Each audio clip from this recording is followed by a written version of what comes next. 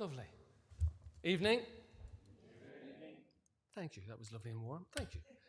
Evening and welcome. It is so great to see you all. I don't know how many of you saw this event last year, but last year we were removed, we were detached, we were in a hotel, and it was all streamed live around the world. And at that time, you'll remember, we were all screaming those three words at each other, "You're on mute!" But thankfully this year, you're not on mute, you're all here. So it is so great to see you. Thank you for coming along. This year, we are united. Great to be here in the hallowed halls of the MAC. Welcome to the 2022 Waterways Storymaking Festival. This is a night of pure joy. But what's it about? What is this festival of literary talent about? Well, as you saw in the very short clip there, it started in 2017, 5 years ago. And it's been developed by the Waterways community, dedicated to reconnecting us with our rivers, our lakes, and the magnificent epic coastline that we are lucky enough to share. Tonight, we acknowledge the power of storytelling and creative thinking in our lives. This is a platform for those who may not have had the creative opportunity, or indeed perhaps never had the confidence to express their creativity until now. Brilliant. Thank you all for sharing your talent, your generosity, and your time. And as you can imagine, there are anxious writers, there are anxious photographers waiting to hear the verdicts of the judges. What a night we have in store. Actually, there are some people up here who already, whoa, that sounds good, who already are award winners because, hello, hello, hello, hello, hello, hello. What is your name, please? Daniel. Daniel, I'm sorry I'm blocking your light. Daniel, where are you from? Northern Ireland. Good, well done. Anywhere more specific than that? Shangle. The Shankill in... Belfast. We got there. Well done, Daniel. Thank you so much. What school do you go to? Boys Model. Excellent, and thank you to all the young people from the Boys Model who are here tonight. But could you stand up for a second, please, Daniel? I hope you don't mind, because you have won our first award of the night. Ladies and gentlemen, the person with the best haircut in the room has got to be Daniel. Lovely to meet you. And thank you, and the rest of the guys from the Boys Model for coming along. I'm just jealous. Today, the 30th of June, 2022, will be remembered for three things. For Daniel winning that prize, for the Waterways Storymaking Festival, and I swear to you, I heard this on the news on the way in, for this news story. Apparently, there is a plan to replace the ball boys and ball girls at Wimbledon with dogs. Honestly, it sounds like a joke. I promise you this was on the news. Unfortunately, the plan hasn't worked because the dogs wouldn't give the balls back. Check it when you go home. You think I'm joking. But this event is a bit like Wimbledon. The tension that there is here is very much like a Wimbledon contest. This event is more glamorous than Love Island. Well, it is from where I'm standing. And tonight we celebrate the efforts of hundreds of talented people who got involved this year through the workshops and the competition, coming from all over Northern Ireland and beyond, from Killaloe to Castlewellan, from Newtonards to Newton Hamilton, from Meath to Maidstone. Thank you all for joining us this evening. There were three categories this year, two age groups. There's the poetry, the short story, and photography for the over 18 adult section, and poetry and short stories for the youth section, that is 12 to 17. And we'll be bringing you videos of the shortlists from each of those categories with narration by Colin Irwin. Now, you've met Colin. Colin, who's right here, was explaining all the housekeeping a bit earlier on. He has to rush off to another gig. I also have another gig. Mine's in November. His is tonight. So I grabbed Colin just before he left because I wanted you to be able to share your thanks with Colin, because later on you will see on this screen Colin sharing your words and bringing them to life in a way that I believe nobody else can. Ladies and gentlemen, top storyteller, Colin Irwin.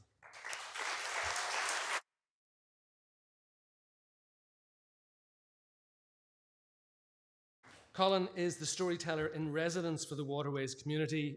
He performs regularly at local storytelling venues, schools, community groups, international storytelling festivals. Where did it say you've been? Edinburgh, Texas, Marrakesh, and Lurgan. That's fantastic.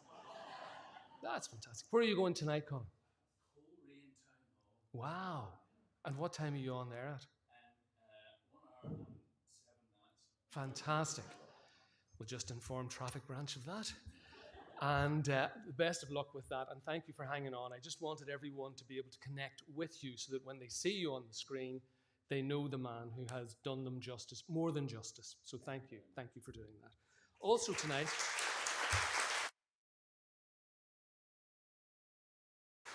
tonight, we are blessed because I don't know about you, but I noticed there's somebody sitting over there and there's a guitar beside him. How lucky is that? Because in a little while, we are going to receive a musical massage from, it says here, have you never used that phrase before, Anthony? No, write it down. Keep it. It's keeper. It says here, one of Northern Ireland's most popular live acts, excuse me. I would say Northern Ireland's most popular and possibly best live act. Ladies and gentlemen, a little bit later on, we'll be hearing from Anthony Toner.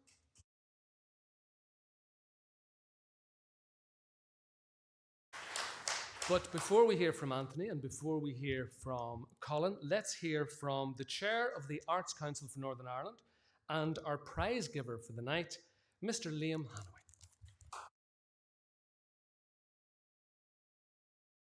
Thank you, John, and certainly it won't be a massage, a verbal massage I'll be giving. And I know when people are waiting for prizes, the last thing they want to hear is long speeches, but I suppose when it comes with the territory, when you're involved in terms of sponsoring an event, it's important to say a few words. And I suppose it's an honour for me to be here to be the prize presenter at the Waterways Storymaking Festival. Last year I was able to join you virtually. John slagged me with the curtains in our kitchen behind me virtually at the festival. They have gone now, as I said to him. The problem is when you retire and your wife gets jobs to do, she decides she's going to take everything away. So they've changed. But it's great to be here physically with you at the festival today. And I suppose what I did learn from last year's festival in terms of the work that was produced was how sort of inspirational and inspiring the work was. And I know this year we have the same level of standard, and that is absolutely brilliant. So I'm delighted to be back again. You know, places have an important place with us all. I'm a South Armagh man. I'm extremely proud of it. I live in the Slide of Steve Gullion, and I tell people that regularly. And it defines me. But again, places inspire us. But the thing about places is what's important to you is different to other people. And actually, it's only sometimes you get through a place you don't realise where you've gone through. But creatives like yourselves who actually take that place and use that place to produce a poem or a piece of prose or a photograph change the whole nature in which we actually see the place. And I've once heard it said that good poetry is about noticing. And I think that's right because it equally applies to prose and to photography. The things that you have noticed through your art and what you've created makes these places familiar, which were unfamiliar to us in the past. And that's possible because we learn to look at them through fresh eyes because of the prose or the poetry or the photograph you have produced. So a place is totally changed and we begin to see it differently, probably to really see it. And this is one of the reasons why we talk about arts enriching our lives.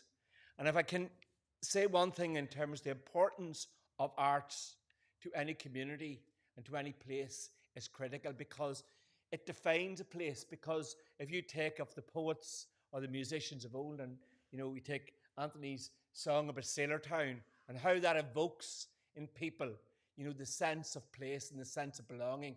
And that's what the arts is about. It's about joining things together and giving you an inner emotion that you feel inside yourself. And your life, for having explored your creativity and found confidence and voice to express yourself. And my life, in terms of how I experienced that there, it changes it all for us and makes us appreciate it even more. I know that many of you will be relatively new to the arts when you decided to participate in the Waterways Storytelling Festival. You might be asking yourselves, how did I get here? What made me do this? But what it really took was some sort of support and encouragement. And that's what this wonderful festival is about. The other thing we tend to talk about is when we talk about the arts is how good it is about bringing people and communities together. Everyone here is linked in some way, either by the waterways, by our rivers, by our lakes, or as John talked about, our fantastic coastline. And what a magnificent source of inspiration these are.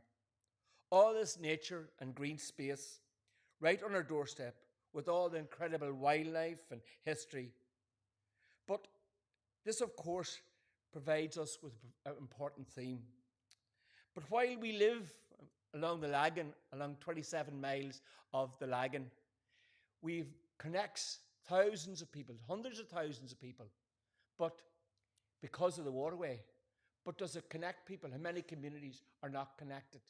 And how many communities feel isolated? So what we need is some kind of catalyst to actually join people together. And that's what we can share in common in terms of the arts. Something that is challenging and exciting and fun at the same time. Something that will build confidence and help develop new skills and interests. Something that will give people positive experiences that will inspire them to go on and try all sorts of things. To discover new things and to strengthen ties that connect us is what makes people belong together. And that's where we reach for the arts. So here we are together this evening to celebrate the fruits of your creativity, your talents, and your achievements. I can't wait to see the poetry and the prose and the photography that you have created. And that's what's important about this inspirational festival. So, as I said, speeches are only delaying the prize giving, which you're sitting on tender hooks for. So before I hand back to John, I just want to say a couple of thanks. First of all, to acknowledge that the Arts Council and through particularly lottery funding, and maybe can I divert off the script because people play the lottery, but when people play the lottery, the money that comes to the lottery helps fund festivals like this and helps fund the arts, and it's critically important in a time when the arts are so underfunded that we have lottery funding to actually support that. And really, the support of the National Lottery has been critically important to keeping the arts alive here. I want to acknowledge the Waterways Community Festival and their brilliant team behind the Storytelling Festival, particularly the chair, Joe Nelson, and the board, and the festival director, of course, Myra Gaffney. Of course, festivals don't happen unless you have a host of volunteers, and I want to thank all the people that volunteer because really arts festivals or arts events or arts, whatever you're involved in, volunteers are the lifeblood that keep that going.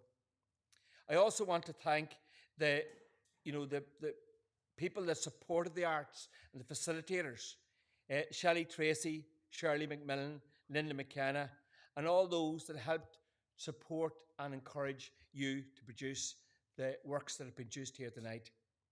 They have contributed so much to the development and strengthening of the arts in our local communities. I should have mentioned Mervyn Smith as well as part of the facilitators. Finally, who would want to be a judge in these festivals? So before they run away, I want to thank David Finnegan, Amy Louise Wyatt, and Karen Mooney because they had an awful hard job to do. And somebody's got to be a winner, but the very fact you've been shortlisted, everyone's winner tonight. They just have to be the 1, 2s, and 3s in this. So, as we now celebrate the best of art shortlisted for this year's Waterways Storytelling Festival, I know we'll be reconnected through our art, through your noticing in ways that will transform and enhance their relationship with the beautiful natural landscapes. So, well done, everybody. Congratulations to everybody. And I'm going to hand back to John. Thank you.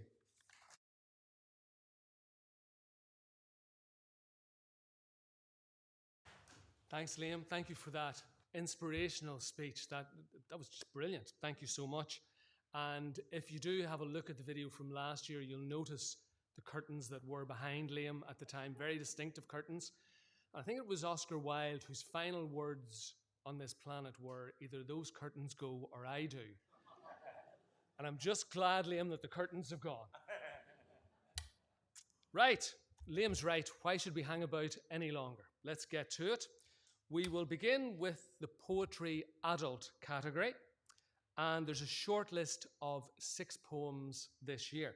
The shortlisted poets are Dana Byatt with The Lady and Loch Shanna, Pauline Rooney, Sea Journey, Anita Gregg, Solstice in the Estuary, Joe Black, He Went to the River, Alan Bell, Last Lighter, and Joan Carberry, The Bend in the River. And I know what you're thinking. I would love to hear all of those poems. Go no further, because now is a chance to see and hear the words of each of those poems.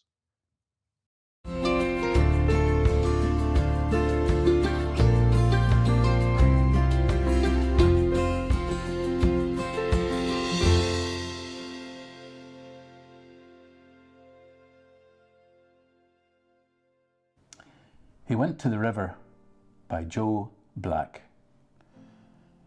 He went to the river, and the river was there at the last knockings of the day. He slumped bankside and faded, a toppled statue of himself that felt the flowing and knew the knowing that what started as a trickle grew up into a flood, and now he was the last man breathing in a drowned world. The Lady and Loch Shanna by Dana Byatt. Beyond the brittle crunch of honeycomb, I see the light push silk from the ridges, foam and fall on ochre stone as cut by blade. I think of fate and contemplate the maid. You whistled fox and conjured fog and lured the hunter, Sheila. Horse and lady stripped of all but destined myth, a claim of clan. Her father fierce as chieftain, grieved as man. With wisp of tongue you whipped up walls, induced the steed to stumble, daughter's stirrups loosed, a plundered anklet, charmed by whispered breath, and lulled by land and lie and sweetless stealth. Your boast belongs to worst of beast and cloud, and such construct meant she was never found, as hikers in their thousands guileless roam, not one suspect what lingers in the loam.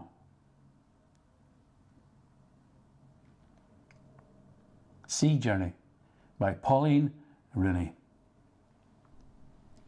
One derelict house, isolated, clinging to the cliff's edge, divided into 2, cracked down the centre of its pockmarked face. 3 stories high, green ivy ravaged walls, 4 shuttered windows hanging off splintered frames, 5 abandoned toys forsaken on an overgrown path, 6 rooks caw, black voices among the tall whispering grasses, 7 seashells on the mantelpiece, a line of snatched treasure. 8 rooms full of inky shadows and squelching footsteps on sodden floors. 9 families hiding, crouched behind a midnight blue sagging sofa, hopeful and hungry. 10 days waiting for a too small boat buffering against the waves, heading towards the promised land.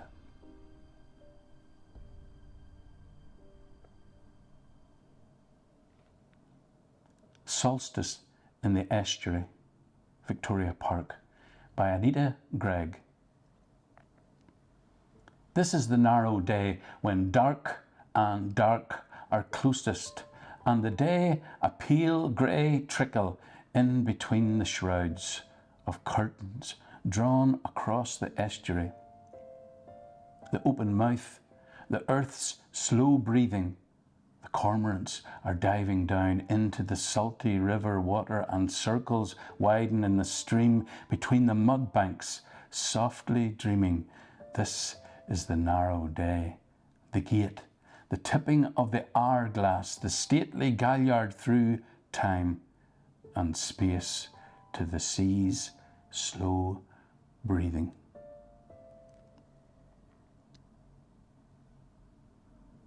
Last Lighter by Alan Bell. Last lighter, ebbing slowly on its way. Duckweed and decay, now the skipper cried. Shout, shout about the sadness of that day.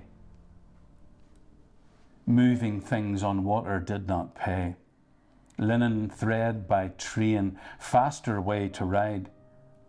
Last lighter, ebbing slowly on its way. In Achillee and Gowdy Bridge, cloud grey above, men empty, left with only pride. Shout, shout about the sadness of that day. But Agnews and Fagans, they would stay, living in Lockhouse, nestling by the side. Last lighter, ebbing slowly on its way. Families recalled, no more on display. Tread towpaths where memories abide. Shout, shout about the sadness of that day. Will it flow again? Now you need to pray for money and a vision there to guide. Pleasure craft plough merrily on their way. Shout, shout for that momentous, happy day.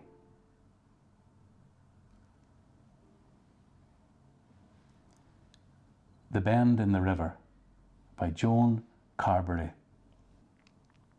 Here, this is where we come, to the bend in the river, where the willow dips her head to nod us on. Here, where the shushing reeds let us know we can't cease with our talk. And the moorhen bustles about, too busy for the likes of us. Seagulls swoop and glide along their river road, and the heron stands sentinel on the bank. Then the grace of a kingfisher, a feather rush of blue and bronze, and your sorrow, stoppered until now, can flow with the lagan's drift.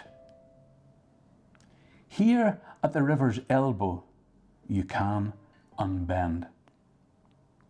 We do not matter here, and so, relieved of mattering, we drift to the quietness, to the liminal space the river land gives.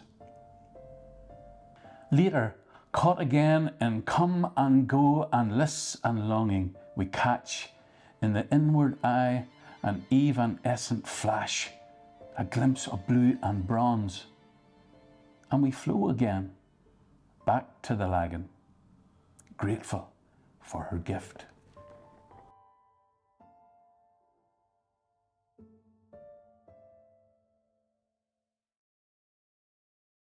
Ladies and gentlemen, let's hear it for the works of the 6 poets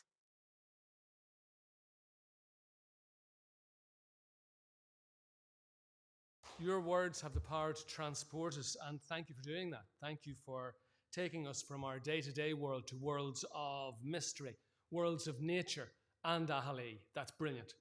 And huge emotion in there as well. And as Liam was saying, I have to say, I too am so glad that I was not judging. But it is time to reveal what the conclusions of the judges were. So, in third place, and the category was so strong that they could not separate two people in third position. So we have two people who have come third in this particular category. In third place, The Lady and Loch Shanna by Dana Byatt.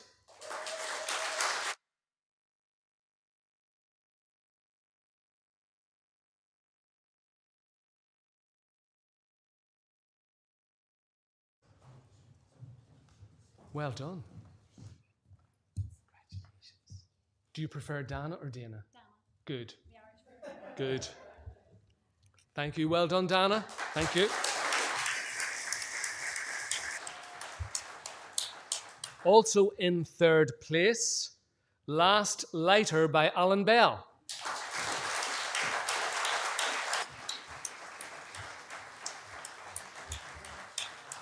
Well done, Alan. Congratulations.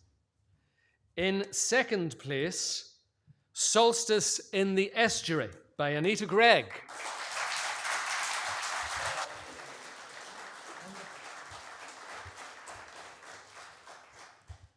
And in this category, the winner, Sea Journey by Pauline Rooney.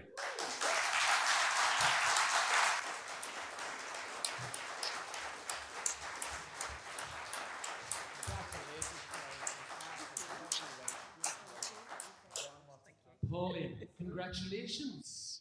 That's brilliant. Well done to you. I'm really astonished and honoured. Thank you. Especially when you hear them all being read. The quality is incredible. It really is. Thank you for saying that, because it is. I was watching them and I completely agree with Liam. I don't know how you could judge them, but they were terrific. So well done to everyone in that particular category. Starting from a derelict house, it's not that poetic, beautiful, natural image that one expects to start a poem with. Why did you start there? Well, it actually started as part of a writing workshop in the Rivermill. I don't know if you've ever heard of it, but it's a fantastic place. And there were picture prompts. And there was a big old house, like many houses you see when you're walking along by the seashore.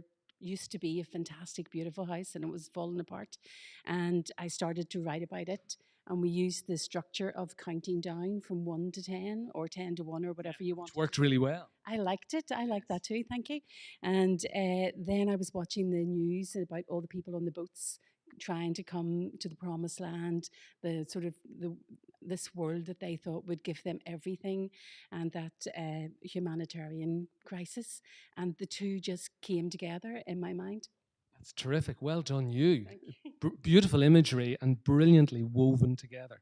And using that device of the countdown was just tremendous. Have you been writing for very long? A few years, but poetry wouldn't be what I would normally write. It's usually the short story. So this was something fresh and new, and I really enjoyed the workshop. The Rivermill was a fantastic place, and the rest of the group were really inspiring as well. So it was just a really wonderful creative experience. And when I saw this come up, I thought I'll just send it in. And for anybody else who has a poem sitting in your drawer, send it in next year, because you never know. I didn't think mine would ever be shortlisted even. So. Oh no, it's wonderful, Pauline. Thank you so much, and congratulations. Thank you.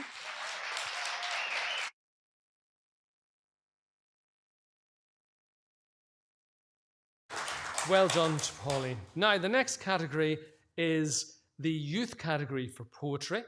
There are 5 young poets on the shortlist here. Zach Gibson with Mysterious Marine, Finlay Habershon with Treacherous Water, Daniel Gilliland with Sawana Boroi, thanks, Scott McNeil, My River Poem, and Jack Riddles with The River in the Woods. And as before, let's have a look and a listen to each of those works.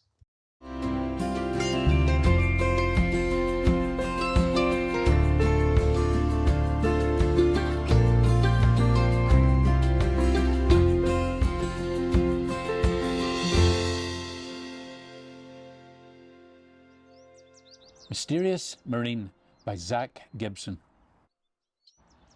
Frothy and foaming, swirling around, bubbling and rumbling are the sound. The waves crashed as the rocks smashed. I could taste the salt upon my lips. I could see the vast array of ships, marine animals in the murky liquid, jellyfish, mussels, crabs and squid. Sapphire surface looks enticing.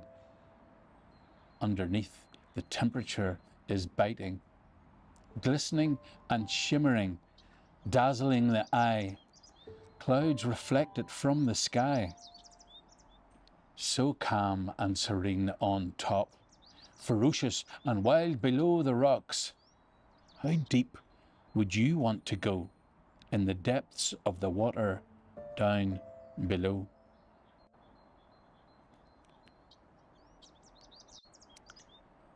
Treacherous Water by Finlay Habershon.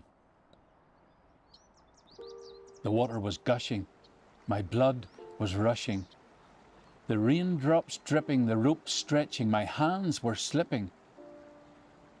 Dipping and diving the edge of the pier, the sun was settling further from here. My hands, they wandered in search for a grip, in hopes that my feet would not take a slip. The fight was won. I pulled myself out the treacherous water. Without it, a drought.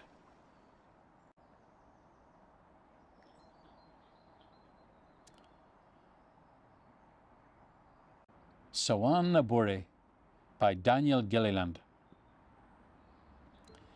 Wetsuits tight against my feeble body. They stick like honeycomb. The bus journey was long, like a western desert. You start to feel the cold.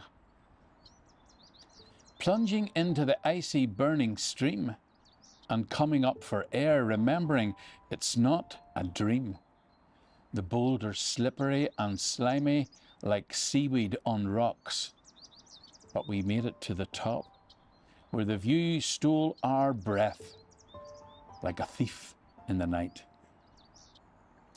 A blink and it's over. The rain pouring down on us. We didn't cause a fuss. The moments were plenty, scenes of pure elegance. Water stood still in the distance, frozen in time, frozen in mind.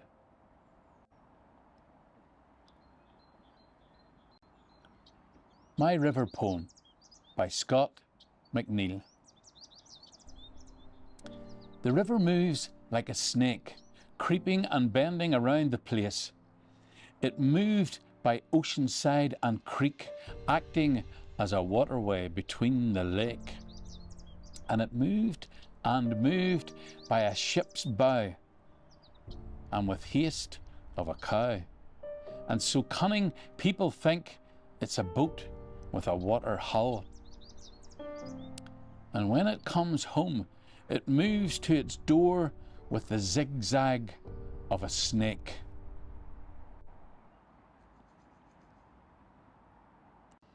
The River in the Woods by Jack Riddles. My waterway is the dark woods. The mood of it is dark and scary. The river is a damp place where things go missing.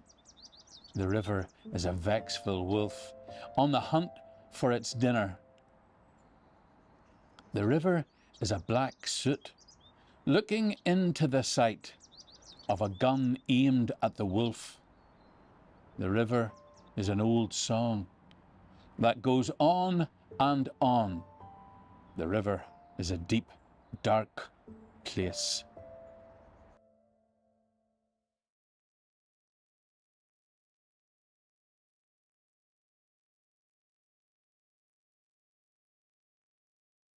Wow. Thank you very much, lads. Those were utterly brilliant. Really, really. And I loved the way that you explored both the benefits of water, but the dangers as well, the power of the water. It was all there. I was there. I could. The onomatopoeia was magnificent. I could feel the splashes. I could hear the bubbles. I was right there. So thank you very much. Those were just magnificent. And thanks also, sorry, I had put a note here for myself just to thank Colin particularly. I thought in that section he really brought all those poems to life, all your work. So thank you to Colin for that. Now, the results. In third place in this category, with the poem Mysterious Marine, it is Zach Gibson.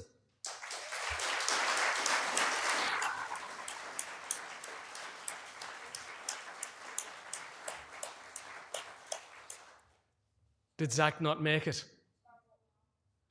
He's got what? A broken arm. How did that happen?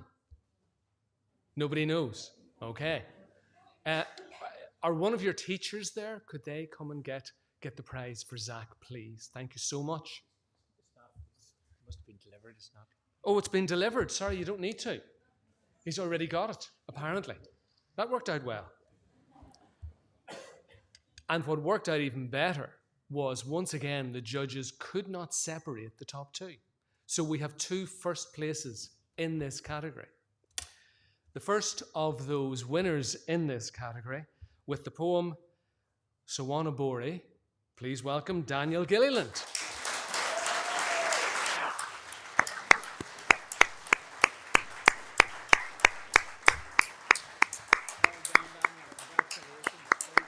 Now, Daniel, don't go away. Hang on there for a second, please, if you would. Because joining Daniel in first place, having composed the poem Treacherous Water, is Finlay Habershon.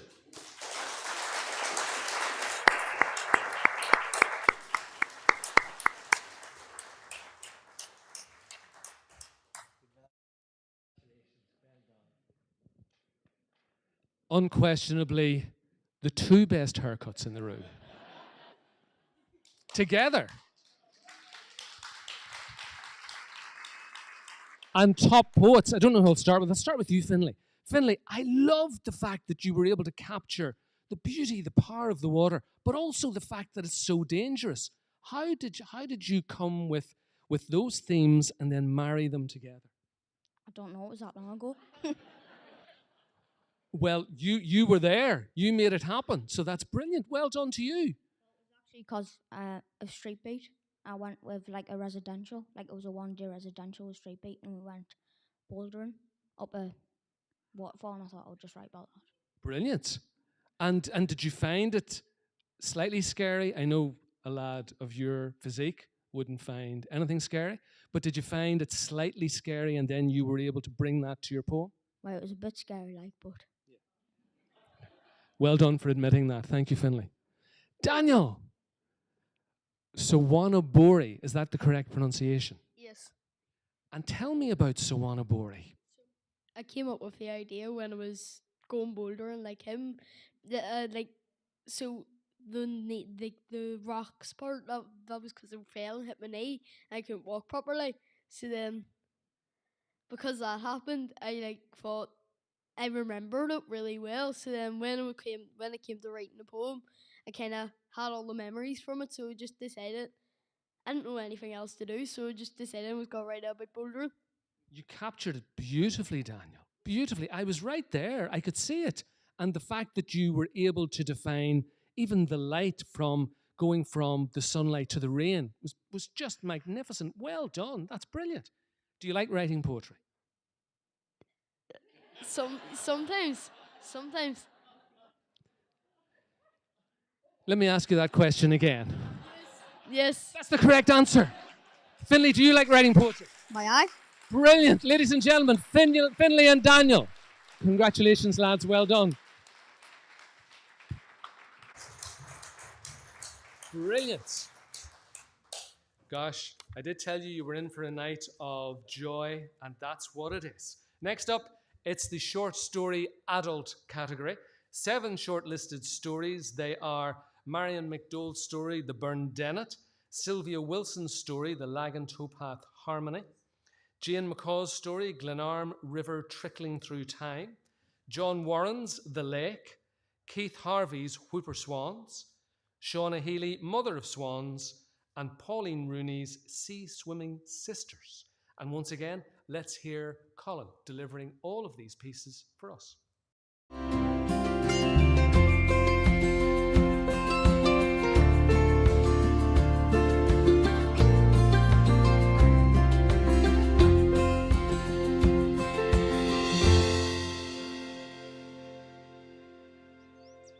Mysterious Marine by Zach Gibson. Frothy and foaming, swirling around, bubbling and rumbling are the sound. The waves crashed as the rocks smashed. I could taste the salt upon my lips. As I would love to see it again. I think we'd better move on, and probably because they're short stories, we'll just look at 3 of the short stories.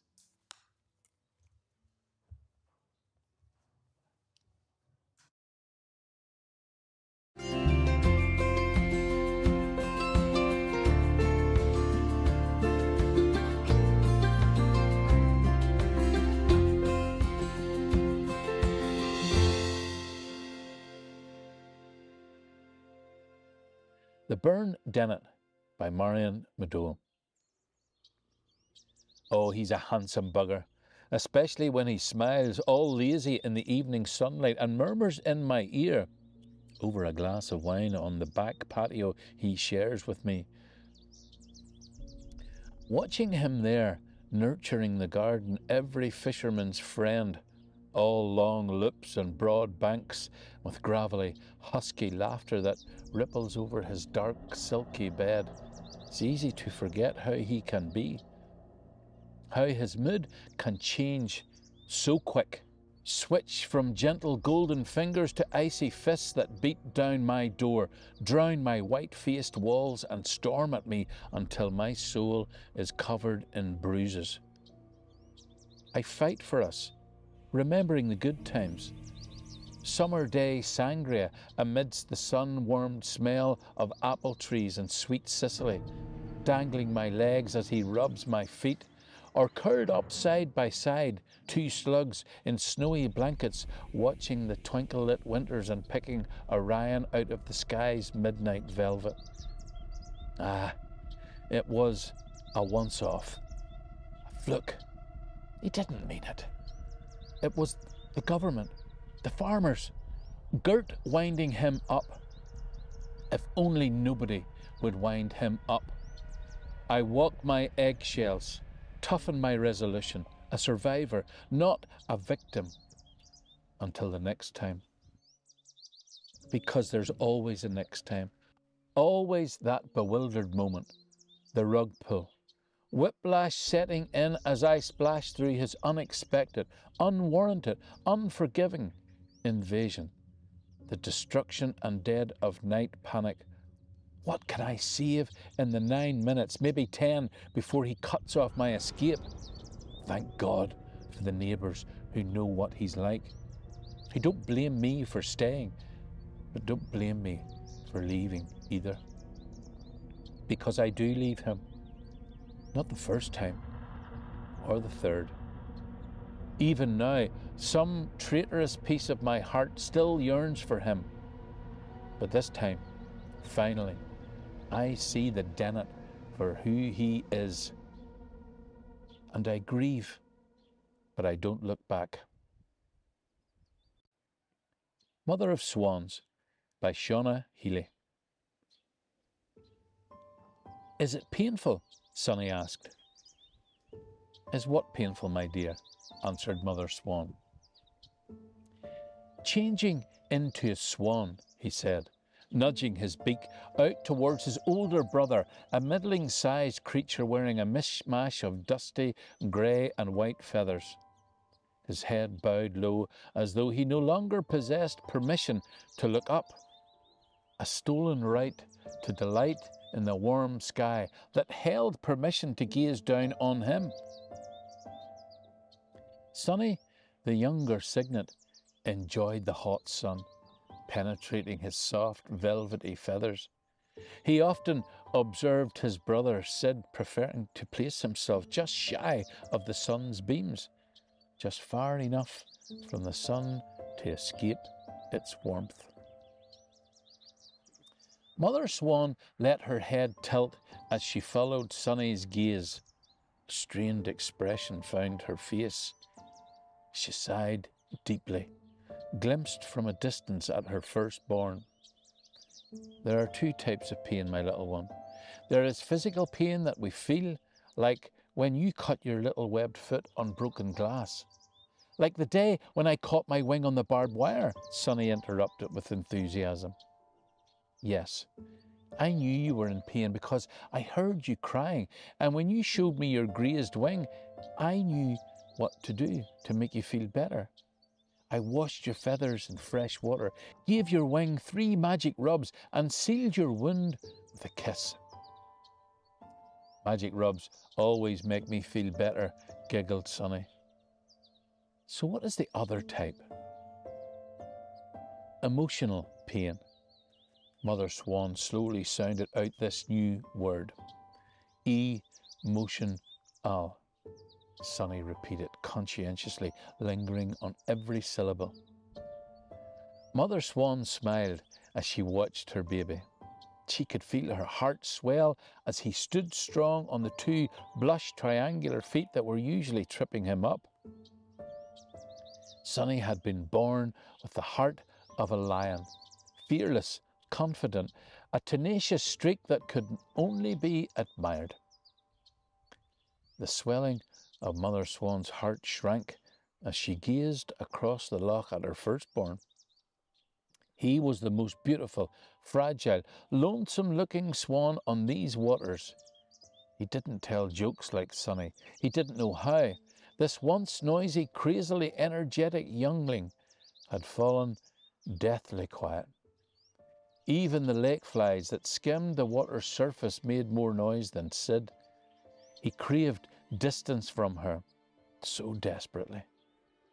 Sometimes she believed Sid would disappear if he could, just to get further away from her. Is that why Sid looks so sad? Is he sick with emotional pain? Said Sonny in a very audible whisper. Sonny is neither cygnet nor cob. He is in between, like being stuck between 2 places and not knowing how to escape, Mother Swan explained. Like the time I got stuck in the barbed wire fence and I couldn't break free, Sonny asked. Yes, a bit like that. But why doesn't he just call out for you, Mum, and ask for your help? Sonny asked. Because sometimes it is difficult to ask for help. Some swans just can't find the words.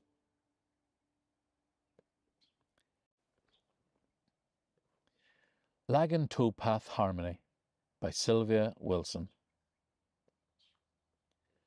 Path and water wend amiably side by side through the landscape. The water is the treble to the bass tones of the grey path. The path provides the steady rhythm, the drum plod of feet, the tick, tick, tick of bicycle wheels, and the click of canine claws as they trot along.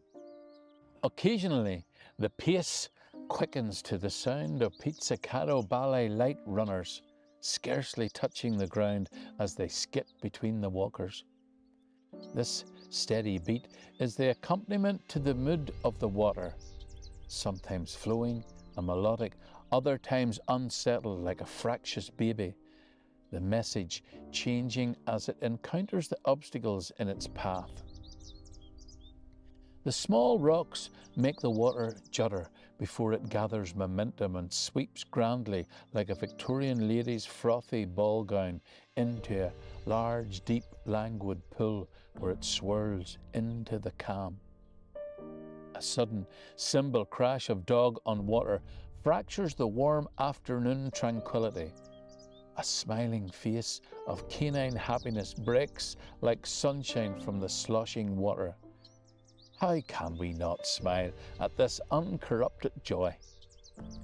High-pitched, strident violin voices of the little running children add a precarious edge to the music.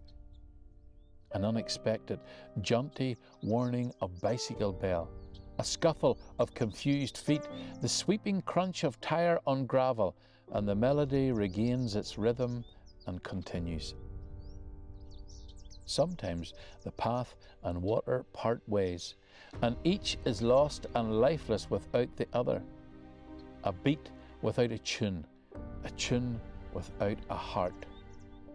Like parted lovers, they whisper through the solitude, eventually rejoining to once more create music together. The water drifts into banks of weeds, running languid fingers over the long, trailing green leaves. It searches out disgruntled ducks who quack discordantly. The insects over the water draw arcs in the air, buzzing digitally in the sunlight, like lazy biplanes on a Sunday afternoon. The afternoon moves to a gentle 4/4 heartbeat, feet, bass voices, higher treble voices, the reassuring sounds of humanity at home in nature, in harmony with the river. All is as it should be. The different strands of life met here to create a wondrous orchestra of life.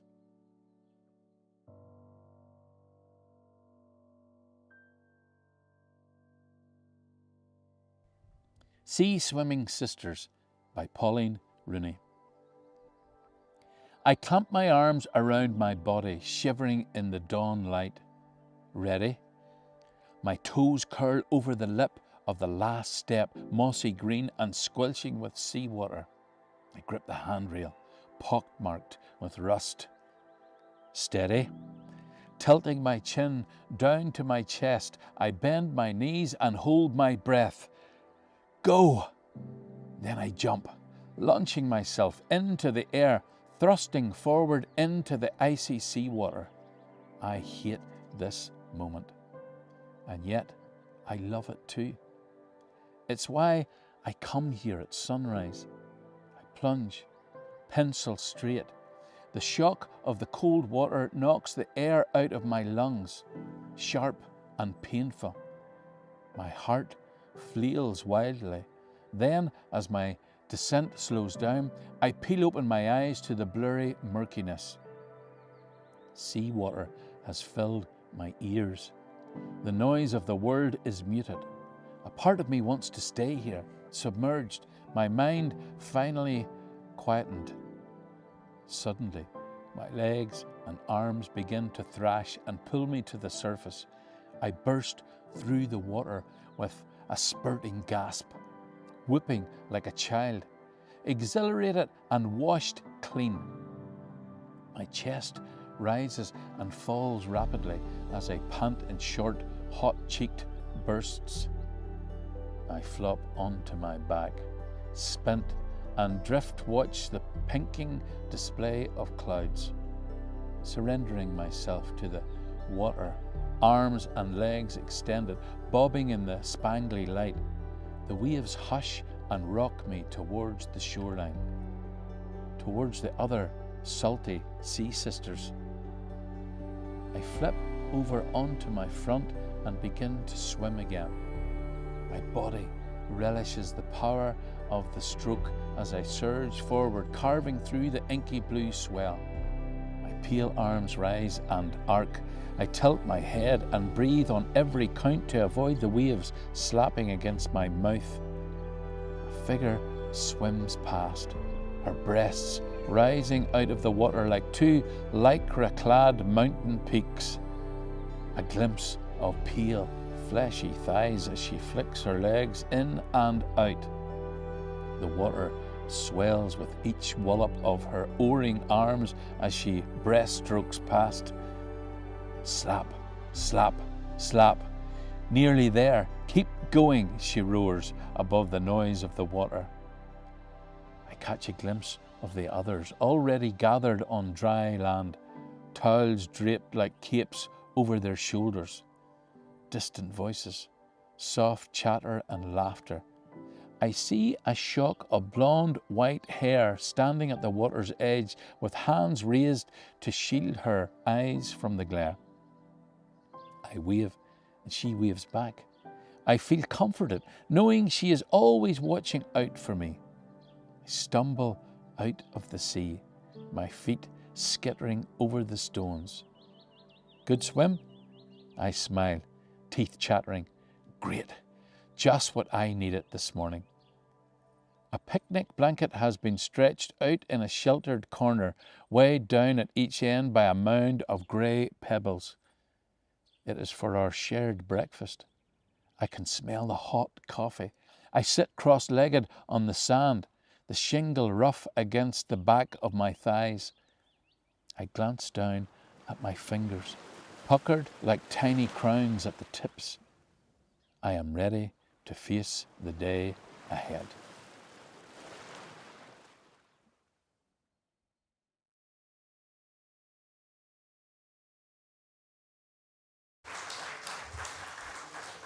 Wow. Those are magnificent. I mean, that, that collision of pain and joy, the threat, the sense of threat, the uplifting, inspirational words, all there. Just brilliant. Thank you. Thank you so much. And Moira, thanks very much for allowing me to be part of it. This is great. We'll see and hear the other entrants in that, the other shortlisted entrants in that particular category in just a few minutes. But in the meantime, let's have a musical interlude from a man who was born in Coleraine. Oh well. And he grew up in a house filled with rock and roll and country. Nothing wrong with any of that. And at the age of 11, I believe, now tell me if this is not true, Uncle Tommy bought you your first guitar and taught you how to play My Darling Clementine. Wow, that's amazing. I wish I'd been there. And since then, if you look at him now, 2 new albums? Good grief. And if you go on his website, as I have done, you will see a lengthy list of gigs for the rest of this year, which I'm not surprised about, but it just reinforces how lucky we are to have him here tonight. Ladies and gentlemen, Anthony Toner.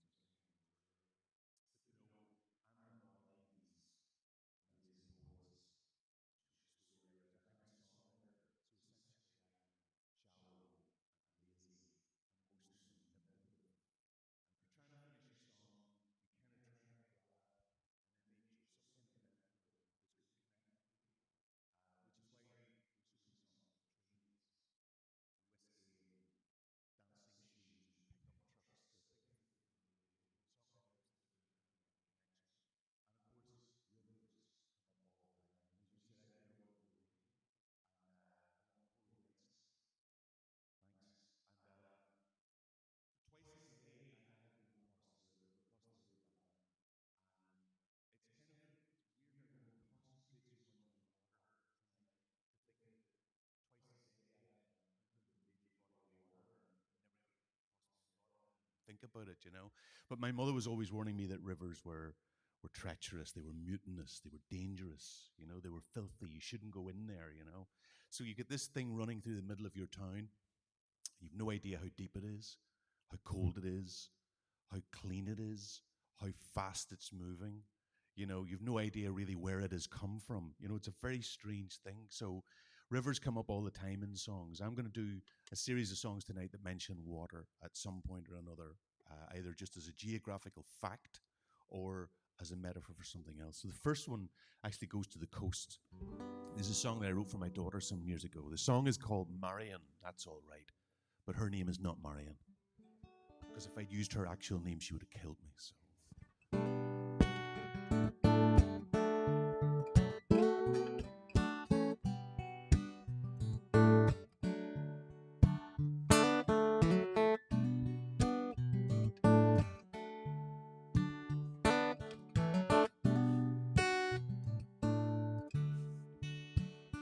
Don't waste your youth trying not to get old.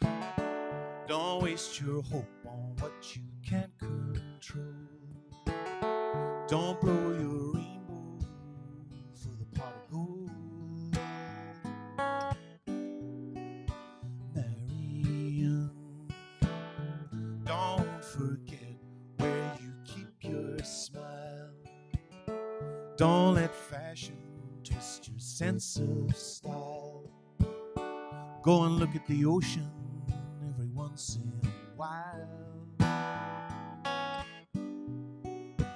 Marion, 'cause even the stars can steer you wrong sometimes. But that's alright. That's alright. That's alright. That's alright. Too many friends is still not enough. They'll take your hand when the going gets rough. Life is a party, so strut your stuff. Come on, Marion. And if you feel like you're still confused, behave as if you've got nothing to lose. Free yourself and be free of the blues.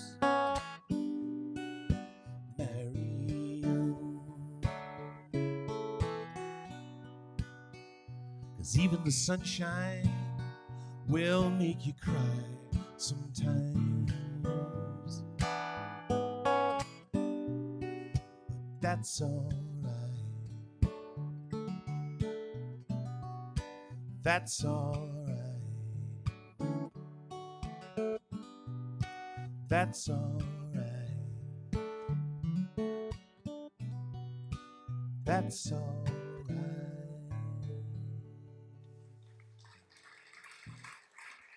Thank you.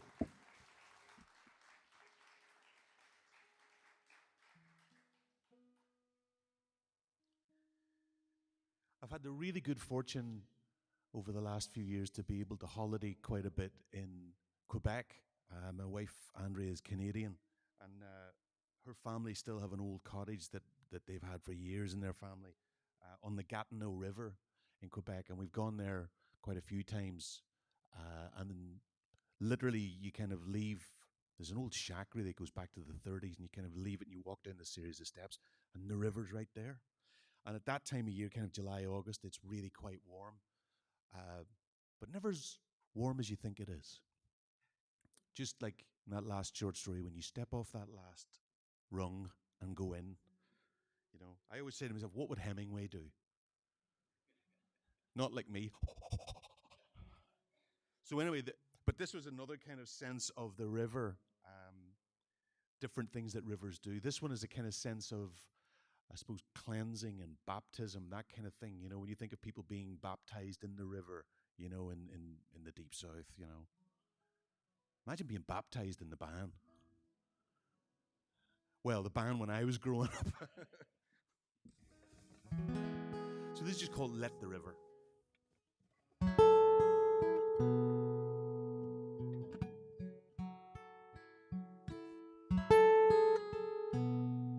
If your heart's been abandoned in the window of a store, faded blue by the sun, no one goes there anymore, let the river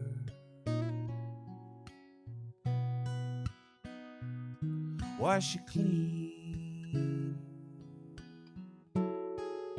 And if you're dry in the wind and burned by the snow, if you're caught out on the road and have nowhere to go, let the river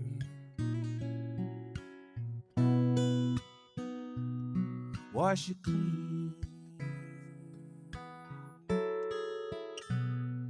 This is a fine, sweaty life, and It's the blink of an eye. Take your troubles to the river and wash them goodbye.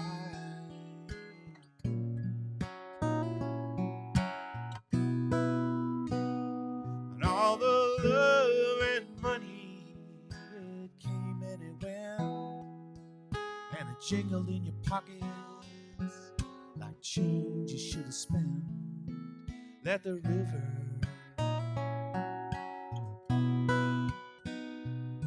wash you clean.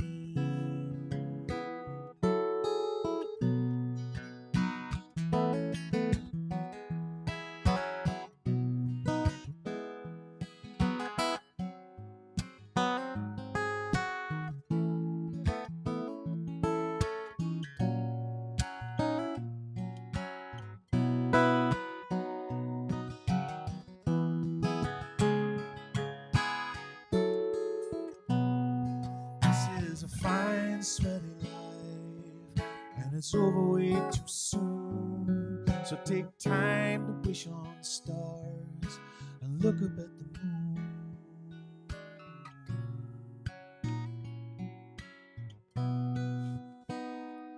And be careful what you whisper from lover to lover, 'cause love's a kind of sickness some people never recover. Let the river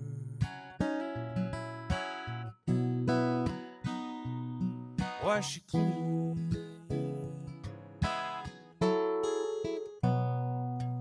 Let the river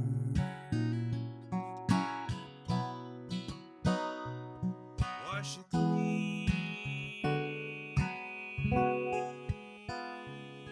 Let the river wash you clean.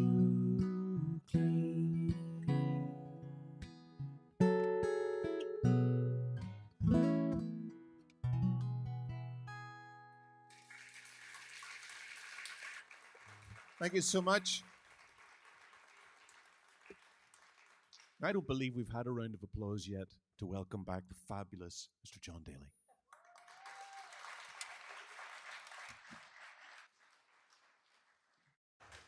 That makes what I'm about to say sound very shallow. I was just about to say, I know I've said it before, but isn't it great to all be in a room together and to be in the same room as Anthony Toner performing? And genuinely, that's just what I was sitting there thinking of. Anthony, thank you. Would you like to hear more from Anthony? Maybe take a bit longer just before you just pause. Good, because he's going to be back fairly soon. In the meantime, we've already heard 4 of the magnificent stories from the short story category. Let's have a look and a listen now to the other 3 stories in that particular category.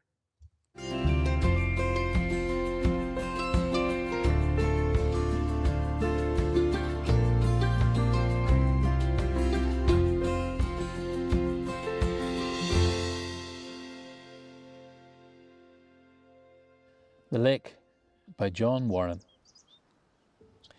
The wind whispered as daylight rose to engage the withering darkness. Lighting his favourite pipe, the fisherman closed his eyes, scenting the freshness of morning as it approached. Echoes of cascading water, rustling leaves, and nature waking played like a symphony, sounding across his senses. He drifted in harmony with the expanse of creation's spiced aromas. For a long time he was silent, immersed in the tranquility of the lake. When his eyes opened, night and shade had dissipated, leaving a glass reflection of mirrored trees across the surface of the pure, still water. The fisherman put his knees on the clay bank and ritually brushed the nectar between his fingers. It was faintly mellow after the heavy rain from the day before. The fisherman sighed joyfully, in harmony with nature. He scanned the distant waterfall with its gentle rumble and watched as patches of fine, curling mist spiraled and hovered in broken circles across the lake, adding mystery to the beauty. the fisherman contemplated with the passion of a great landscape painter, at one with creation. To him, it was Eden. When finally settled, he unpacked the old van and had a measured debate whether to use a three-tailed iron blue or the little yellow May dun. His gnarled fingers chose the blue because memories deceived him about previous successes against the shoal. With perfect unity of hand and eye, he synchronized and practiced several casts at the lake edge. He waited and watched intensely as agitated insects slowly began hatching, fluttering and flying across the hair-like fronds, slowly gathering into clusters of meadow vegetation. He whispered excitedly, "This is it," and quietly moved to his faithful old station, wading across the shelf, stepping carefully so that the haunts and sanctuaries of the trout would not be disturbed. The still water rose over his booted knees, and he cast with expectation and certainty, with the rhythm of an artist at work. Wind and light changed, and sunlight glinted throughout the morning, reflecting off the crystal clear surface. He was frustrated, but maintained his patient style, preparing for the moment he would hook his prey. At times, he stared into the hidden depths of the lake, trying to imagine life below the surface. He could see the nymphs rising as they pierced the surface of the lake and scuttled towards the twisted reeds beside the covered bank. Through the early morning, he waited for the mayfly to emerge in all its glory. He controlled his excitement with difficulty, even though he had 40 years' experience. He poked some more mixture into his pipe, relit it, drawing hard, and thought that nothing could beat this feeling. It was a new adventure every time. The lake majestically held on to its secrets, a living, breathing part of nature, growing and changing with the seasons and drifting forever through time. Whipper Swans by Keith Harvey. Retiring to Moira, I knew nothing about the town except the legendary 4 trees on Main Street. Getting to know your locality and neighbours is best done on foot, so I walk when I've time. It's a treat to see and hear buzzards overhead and families of crows foraging, flocking from their roosts at Hillsborough Castle to scour the stubble fields. Wild birds always bring me great pleasure. It's a sunny morning after several particularly wet November days, and I'm wandering Meadow Road, leaning on the stone bridge over the Lagan to view a flooded landscape where once green fields are a huge shallow lake. I am hoping for kingfisher when an elderly man wearing wellies and waterproofs leans beside me, his face a creased, boggy brown from which 2 bright blue eyes gaze into the distance. That was wild rain last week, but sure, it's the floodplain. It's not the Lagan Valley for nothing. Happens every winter. Following his gaze, I see a flock of big white birds. Them's whipper swans, a pretty rare species. Arrived this week all the way from Iceland. Boys, it's hard to take in. Reykjavik's 800 miles away. Long way to fly, I say, unsure I believe him. Ach, they're smart birds. Get away up to 25,000 feet, riding the winds. Takes them 40 hours flying to Ireland, they say. But I'm damned how these swans know when their fields will be flooded. They arrive every year after the storms. He's convincing, but I'm curious. How do you know? I worked at the roads, environmentals, halted the multi-million motorway job I was working up Balaki direction. They protested, and we just had to stop. Made us let the swans alone because they're protected. 2/3 of the world population of whippers comes to our waterways every year. Do you mind Seamus Heaney's poem?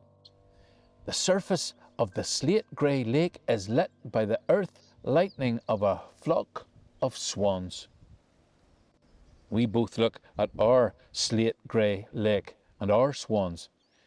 I'm impressed by his knowledge of whippers and his poetry. That was these beauties here, waving hand and arm towards the distant bent-necked feeding birds. Heaney died shortly after that. We were building a road through Loch Beg wetlands, right by his home place, where the roadworks stopped for good. It beats away to the European court, but there's no notion how this Brexit nonsense comes into it. Nobody knows. He grips my shoulder and points out 2 juvenile swans. You see how much greyer the plumage on them younger ones? They're this year's brood. I'm sure their mammy and da are glad they survived their first flight here. Up where they fly, it's -30. He's pointing at the clouds, but I'm absorbed in the flock. The diminishing clump of rubber boots as he walks away doesn't register until I turn to speak. He's gone. I hadn't even asked his name.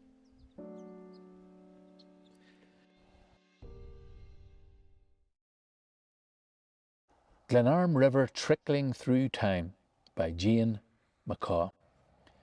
I have never seen the source, but I've heard it's a tiny trickle near the summit. The mountain is weeping, her tears bubbling up and creeping out from the crevices of a land steeped in history and legend. The ground is saturated by stories. Spilling them out, they flow together, forming feeder streams like the Pheasant Glen Burn. They gather momentum as they march down the mountainside. Perhaps this is why it is called the Valley of the Army. The rhythmic pounding of the water on the rocks, the sound of soldiers' boots striking the ground. Man has made his mark here. Harnessing the power, controlling the flow at the Lade, taking her energy to turn the wheel at the Whiting Mill. Now assigned to history, a part of our industrial archaeology. With her power fully restored, she dictates her direction, flowing freely, fearlessly, pushing and spraying over rocks, producing tumbling waterfalls with such ferocity that the thunderous roar drowns out all other sounds. At the top of the glen, she envelops the tributary of Linford Water, taking a straight course beyond the point of confluence through the remainder of the valley and entering the forest. Her flow changes with the gradients of the land. In the hollow, a shady tree canopy houses still reflections in a peat-laden brown pool, where particles of our past have dissolved and all but disappeared. The earthy scents from the debris wafting on a breeze, forming a frothy, cream foam residue at the river's edge, reminiscent of the dregs in a glass of Guinness. Yet the vegetation clinging to the banks is evidence of a different level to this Spate River. When in flood, her wrath has been mighty, moving trees and ground alike, scarring the banks as she tore through. This is a lady of 2 tales, now calm and graceful as she winds slowly past the castle, a swan resting in her shallow boulder garden. There's a slight swell downstream as she slips under the bridge at the Barbican Gate and greets Glenarm Bay, where her mouth gently kisses the marina.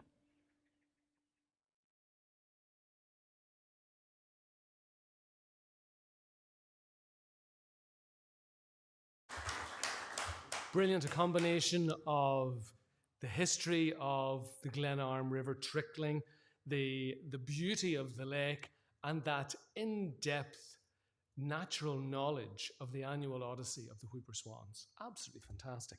So it's time to reveal the winners in this particular section. In third place, it is the piece Sea Swimming Sisters by Pauline Rooney.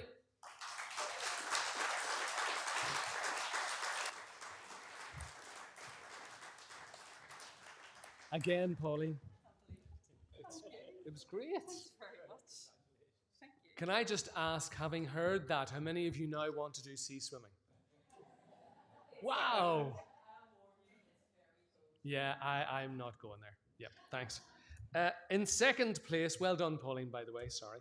In second place, the beautiful story of the Whooper Swans by Keith Harvey.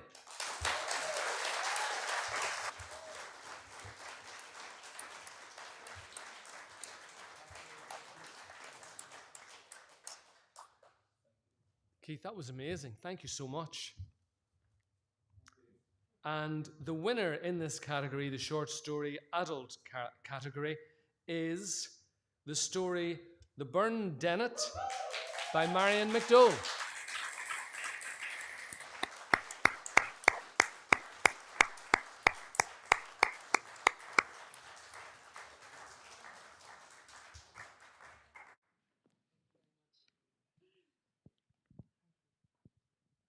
Marion, what a story. Where on earth did that come from, that sense of discomfort, threat, anxiety?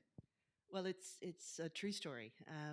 I lived on the shores of the Burn Dennet for 18 years and was flooded out 4 times. And the last time in 2017, kind of the last hurrah from Hurricane Gert, that flooded 500 families in the northwest. Good grief. So now you've got your own back by writing that story. I Well done. Well done, you. And I loved what Liam said earlier about us finding particular locations in the stories and then the rest of us now being able to place them or through your story to have some knowledge of where they are. Was that important, that sense of place? Was that important to you as much as I say, that threat that you were living with? Completely. I mean, that whole river valley,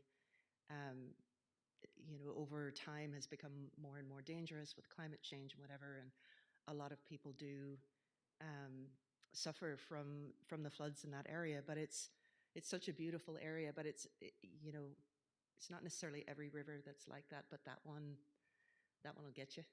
That's the price you pay for being there. That's it. Beautiful area, but just it's an area that's changing. And have you been writing for years?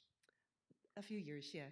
And can I ask you what seems like perhaps a trite question, but what does your writing bring to you? We've heard and seen what it can bring to others.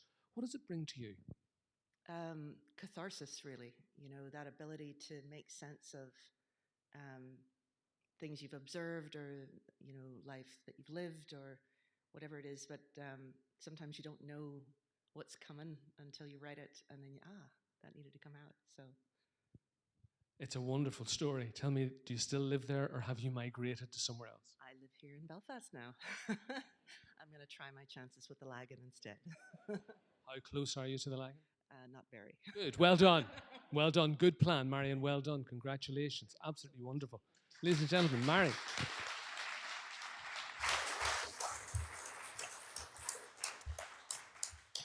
And now, not just because the chap over here was very quick in asking for it, but ladies and gentlemen, please welcome back the amazing Anthony Toner.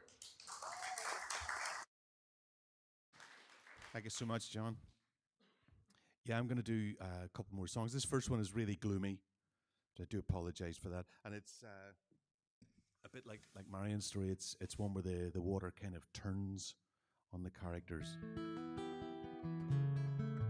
And the sense of wanting to write something to kind of explain it to yourself and to kind of distill into a short piece what you've observed over many years.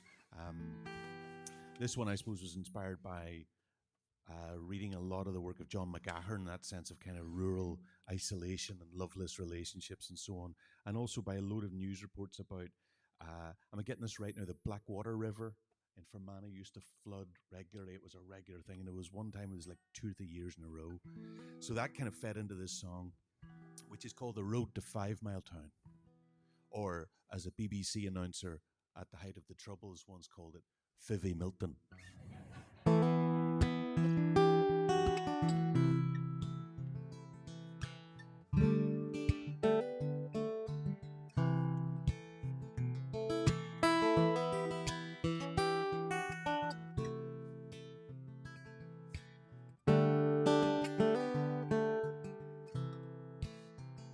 She was the youngest of 4 daughters, and she married way too fast. In the days when vows were iron and you had to make them last. But her father was a bruiser, and he bruised him twice a week. She couldn't live the life her mother had and turn the other cheek. So when she turned 16, she started counting off the days till she could find herself a husband and finally get away.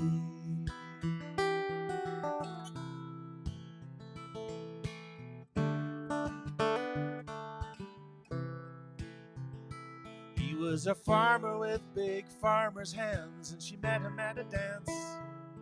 She set her sights upon him, and he never stood a chance. She thought the price of being choosy was to live upon the shelf, and she thought he'd do the job as well as anybody else. And when they both stood at the altar, he said he'd never let her down. He had a farm and 40 acres either side of the road to 5 Mile Town.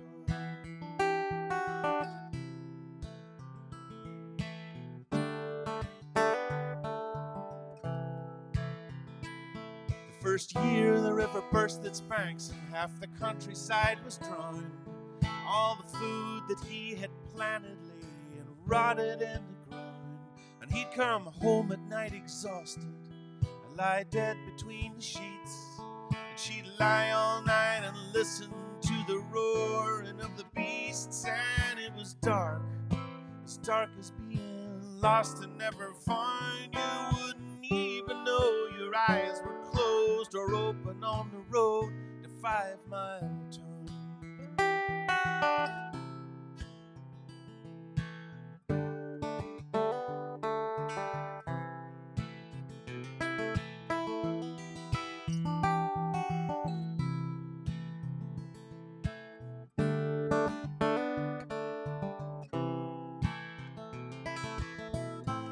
Once upon a time, she thought the world would be hers to wrap her arms around. Now she makes the beds and lays back down.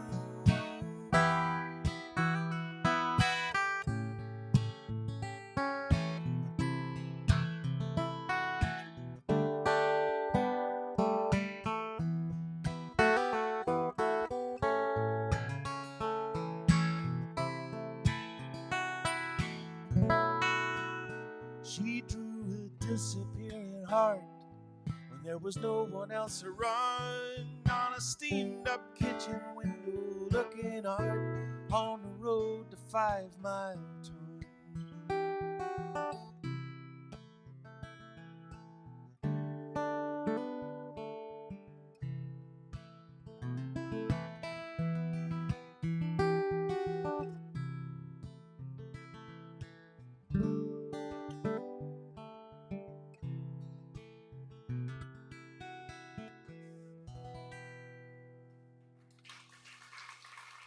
Thank you.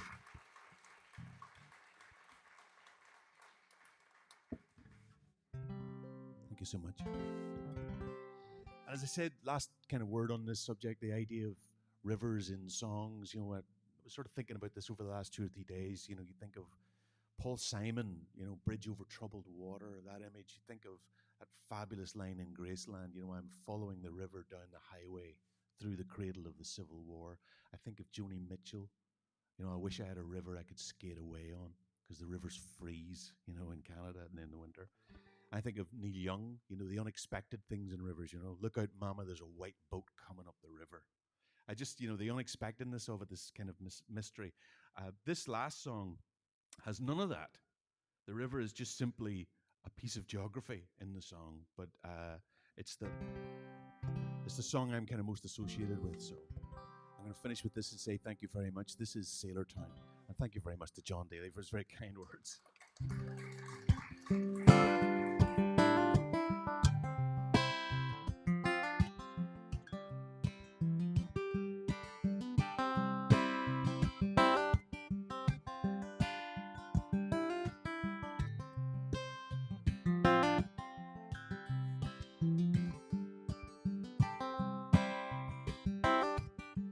Me and Elaine, we've been hanging around in what was once Sailor Town, drinking cheap red wine by the light of the Belfast moon.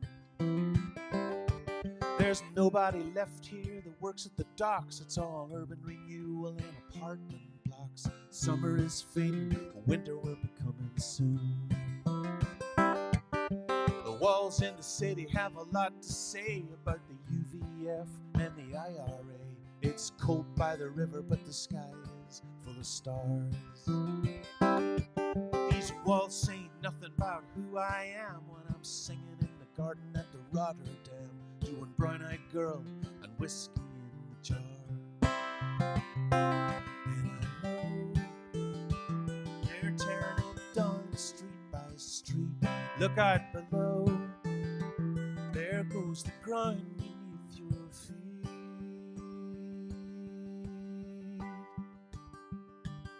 Elaine's mother thinks I'm some kind of crook.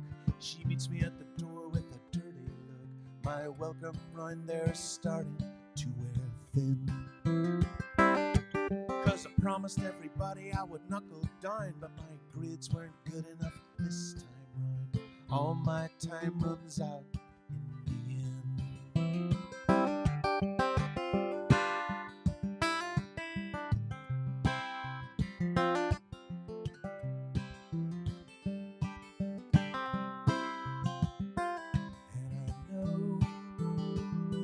Tearing it down street by street. Look out below, there goes the ground beneath your feet. Me, I can't wait to be rid of school, but Elaine's got a place at Liverpool. By the time September comes, she'll be gone. She says she'll text me every day, but that's something she feels she has to say. She'll call me once at Christmas, then move on.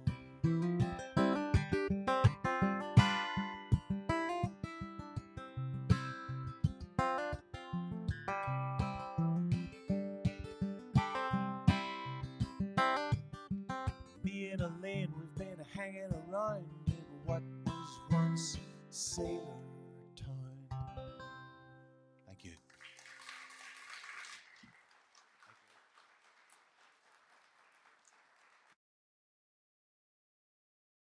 Toner. Oh, that was a treat. Right, the next category is the short story youth category, and there are 3 shortlisted young story writers. They are Olenka Bell for Swan Lake, Brandon Ferris for the story The Creature of Loch Ness, and Jack Gilliland with his story Not All Is Lost. And let's have a listen to those 3 stories.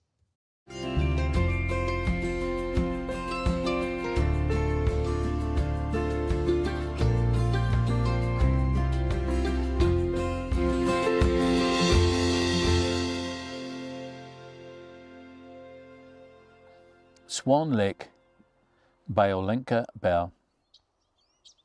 Charlotte lived with her father and brother James in the lockkeeper's cottage beside the broad water. It was a cold morning and the curtains blew in the draught from the cracked window pane. The cottage was damp and so silent you could hear the wallpaper slowly peeling. The living room with 3 chairs and a broken radio, and a kitchen with hardly enough food to keep the 3 of them alive. In the attic, James and Charlotte shared a bed, and their dad slept on a mattress on the floor.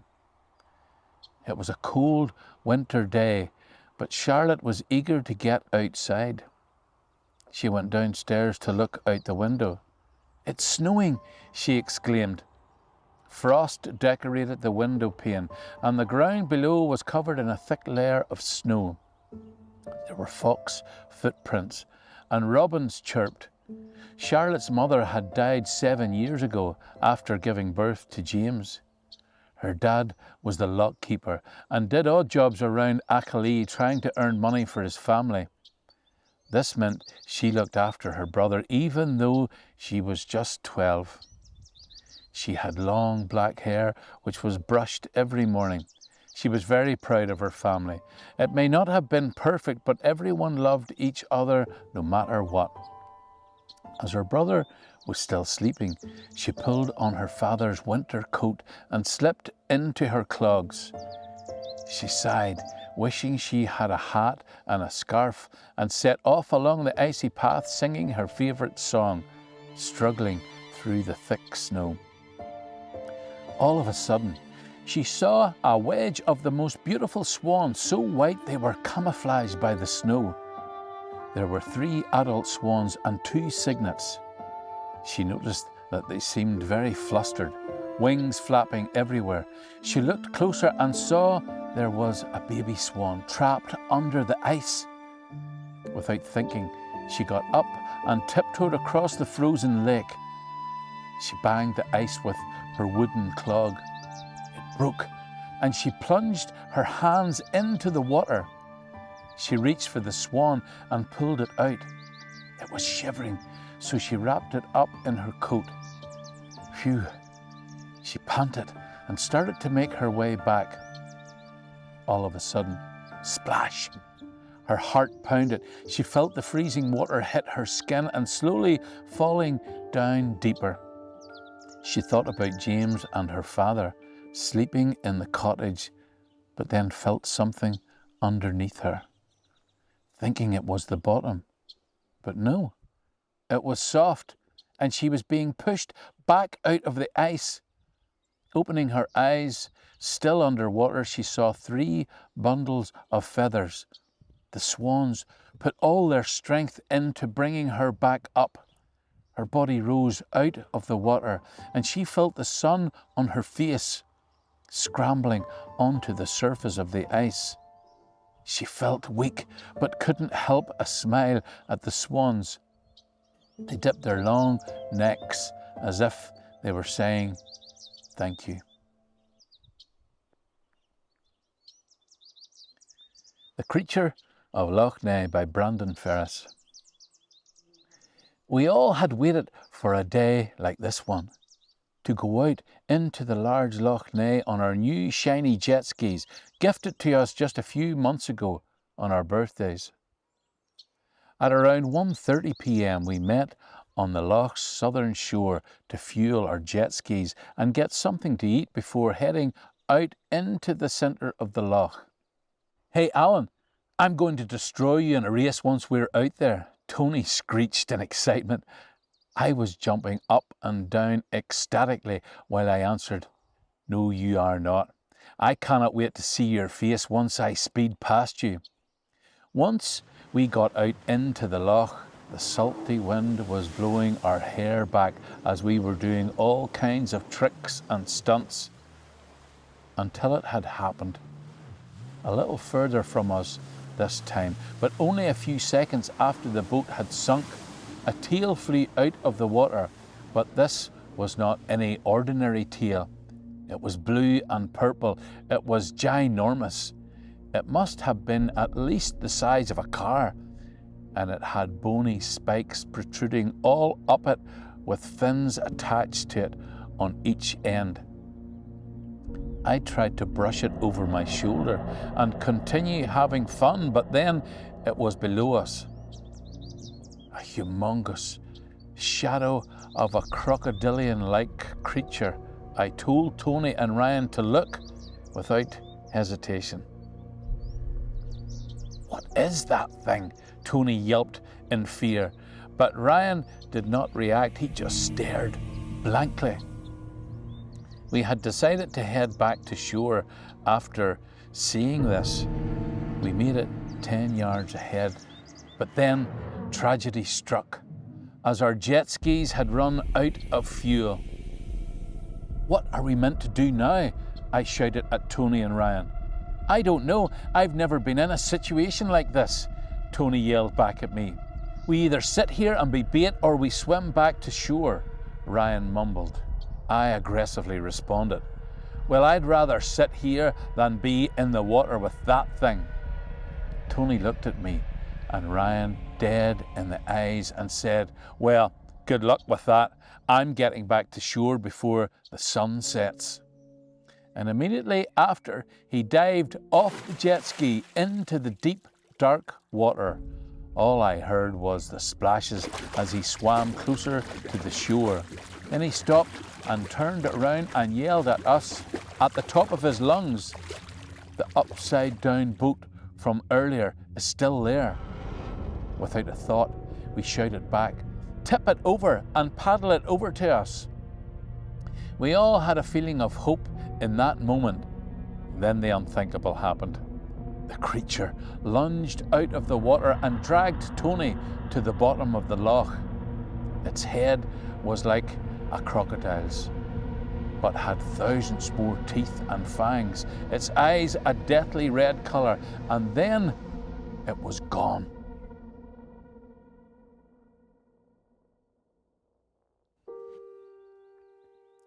Not All Is Lost by Jack Gilliland. It was 2nd of March, 1912. The Titanic was nearly complete. It was a blustery morning, but that didn't stop the workers. You could hear the waves crash against the dock walls. The wind, so strong, it wiped the hats off a row of workers with one foul gust of air, almost to the other side of the dock. We were riveting, and we thought because of the furiousness of the waves, they would take the Titanic with it.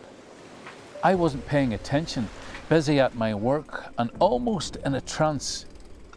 It could almost be heard falling down from above like a comet. The molting hot rivet came loose and fell at an extreme speed, headed towards the bottom decks. I heard one of the new guys holler from above, "Look out below!" I looked up and saw it falling, as though in slow motion, and it, whatever it was heading straight for me. I tried with all my skill to snatch it from the air, to save anyone who was directly below me. My efforts proved useless. The bolt burned straight through my finger like carving warm butter with a knife. I was in agony. I was rushed to hospital to see if by some miracle my finger could be salvaged and I would live to build another day. But that tragic news hit hard and my body filled with numbness. "Sorry," a large doctor softly spoke, rather apologetically. "I'm afraid you won't be able to use that hand the same again." I was devastated. The blood had almost all drained from my face. The rest of the words after the initial shocking statement were muffled, and then everything went blurry. At this moment, I'm at Browns Bay, Bangor, playing with my grandchildren and telling the story for the 100th time. I'm watching the waves accelerate across the beach. It is mesmerizing. I hear the squawking of the seagulls and the salty taste of the sea. Reminiscing this memory, all may appear lost, but with time, All wounds heal, and what appears to be broken always has ways to be mended.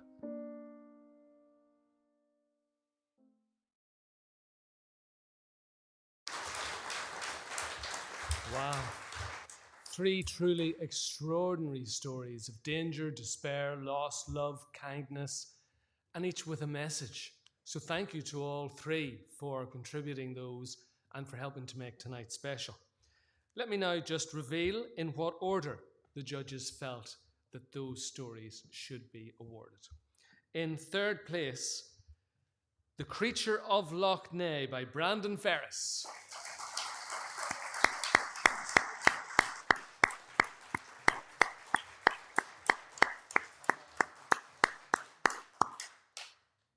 It was brilliant, Brandon. Thank you so much. In second place, Not All Is Lost by Jack Gilliland.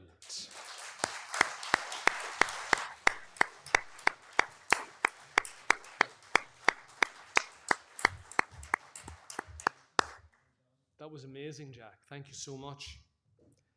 And the winner, Swan Lake by Olenka Bell.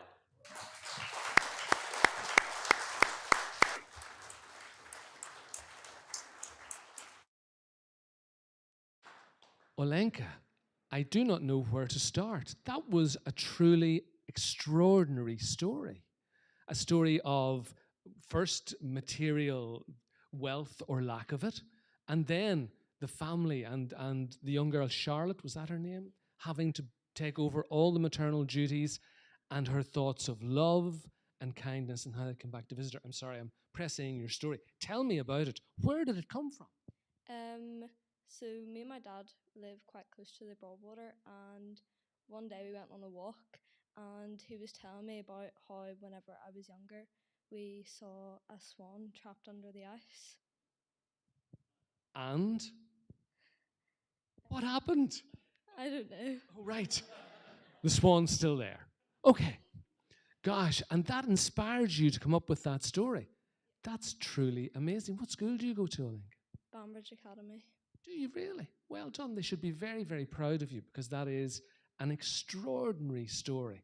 How long did it take you to build it into what we heard tonight? Not really that long. Just I wrote it, and then after the next day and the next day, I would just change it a wee bit and see what was wrong with it, and maybe what needed to be better. You've crafted it beautifully. Is that something that you're interested in and you love doing? Yeah. So, would you like to do more of that? I suppose is really the question. How would you like to employ this passion that you have and this obvious talent that you have for the future, for you going forward? Probably just entering more competitions and writing more stories. How did you hear about this competition? My dad told me. Your dad's around a lot, isn't he? Yeah. Yeah, dads are great. They're tops. Yeah. Olenka, thank you so much, not just for penning that story, but for coming along tonight. And your dad and everyone who knows you and everyone at Banbridge Academy should be very proud that they have met Olenka Bell. Well done. Thank you.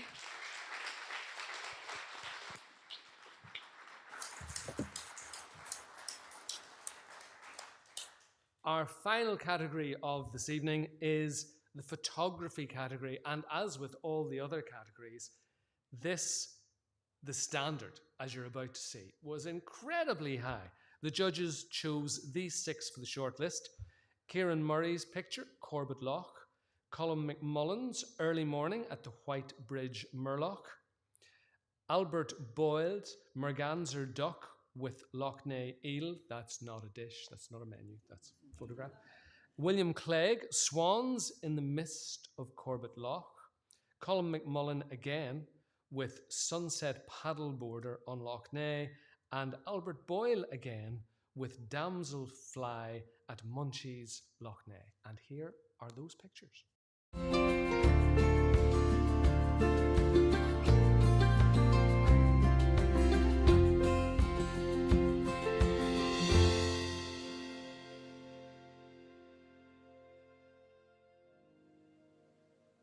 Kieran Murray, Corbett Loch. I was contacted by a young lady who wanted to know if I had a photograph of Corbett Loch that she could use on her wedding invitation, as she lived in sight of it. I said I didn't, but as it was only 7 or 8 minutes away from my home in Banbridge, I would take a run out and see what I could come up with. I picked my evening. Lovely low light with blue sky and attractive clouds. I loved the arrangement of the swans in this image. Repeat it in the cloud above. This was not the picture the bride chose. It was taken at 6 a.m. But it was my favourite from my couple of visits.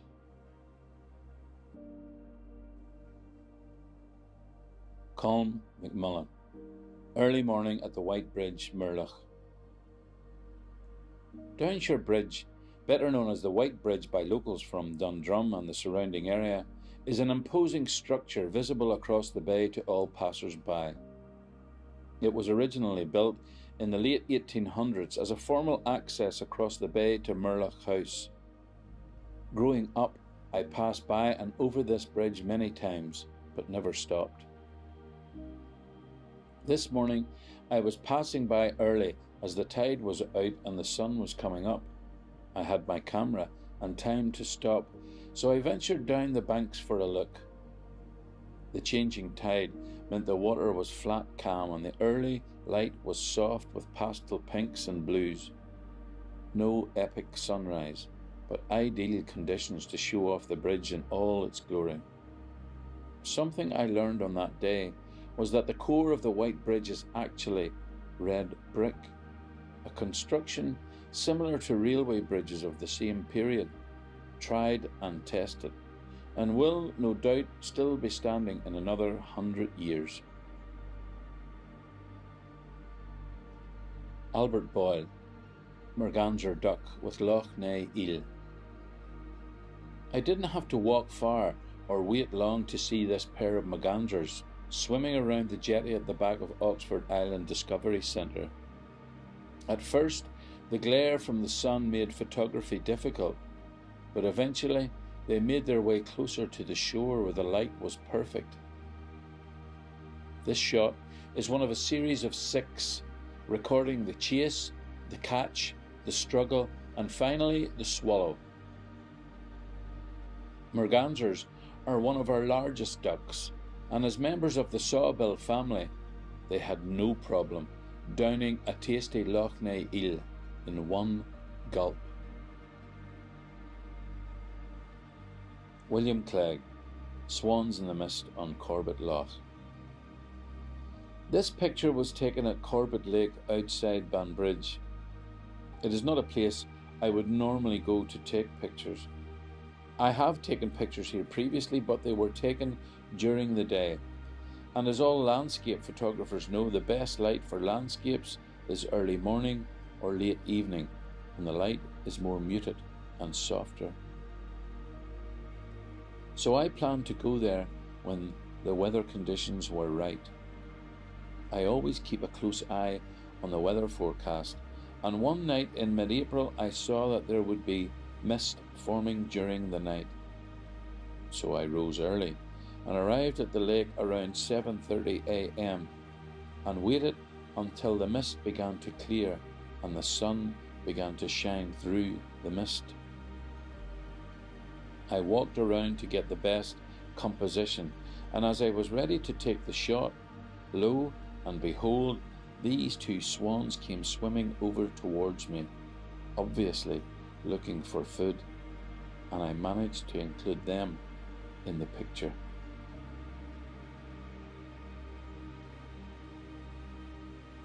Colm McMullen, Sunset Paddleboarder on Loch Ness.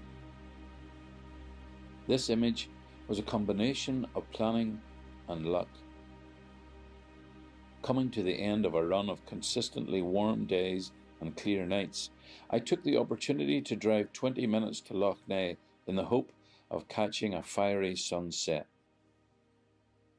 Starting at Crumlin and following the east shore of the loch, I eventually found a spot to park up at Golly's Gate with little time to spare. The locals were outside having barbecues and drinks as the sky started to light up. As I got my camera out of the car, I noticed a paddleboarder entering the loch. The surface was like a mirror, and the only motion were the ripples from the paddle. I abandoned my sunset idea and instead started taking photos of the guy on the board as he paddled towards the setting sun. This is a photo that will always take me back to that perfect summer's evening. Albert Boyle, damselfly at Munchies, Loch Ness. Munchies Moss lies along the banks of the Navies Drain, a narrow waterway linking Portmore Loch to Loch Ness. Although it supports the most diverse dragonfly population in the country, including the rare Irish damselfly, that evening I was searching for marsh fritillary butterflies. Returning to my car without success or even taking a shot, I noticed this blue-tailed damselfly hiding in the grass. I had completely ignored the damselflies, but this one found me, turning an otherwise unproductive visit into a memorable encounter with nature.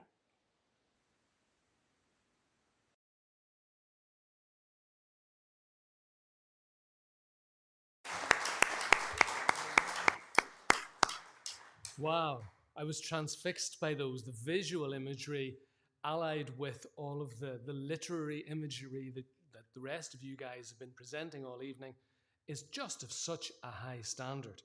Let's announce the top three in this particular category. In third place, Sunset Paddleboarder by Colin McMullen.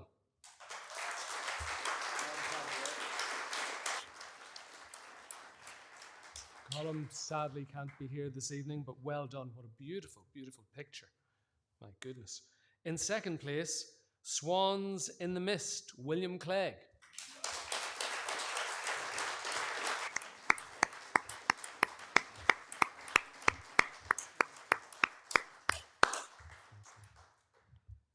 And the winner in this category, Damselfly at Munchies Loch Ness, Albert Boyle.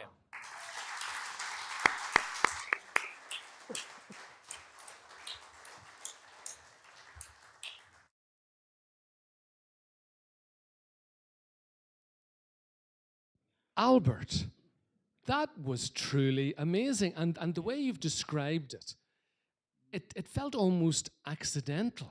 Is that fair? Yeah, it was. I was going home with nothing, but it just appeared about a few feet from the car. So they're just about this size. That's what I was going to say. How on earth did you spot it? Is it because of the vivid colour? Well, it must have been the color because it didn't move. If it put its elbows in, I probably wouldn't have seen it. So we'll mention that to it the next time it's there. Keep your elbows in. Nobody's going to take photographs of you. And how long had you been searching for something to capture on that particular day? Well, I was just out for about an hour, but I would go to the Munchies quite often, so I know the area, and there's loads of wildlife there. So. And it's teeming with wildlife, isn't it, the Munchies? It's very rich in wildlife and potential for yourself. Yeah, it's an old bog, a turf bog, so it's full of dragonflies, damselflies, and butterflies. But you still have to capture those images, Albert, and that's the big thing, isn't it? Yeah, there's so much to see, and I think anytime I go out, I never come home with nothing. There's always something to see. So, well, thank you so much for capturing that particular piece and for sharing it with us. It is truly extraordinary. Thank you so much. Thank you, John. Thank you.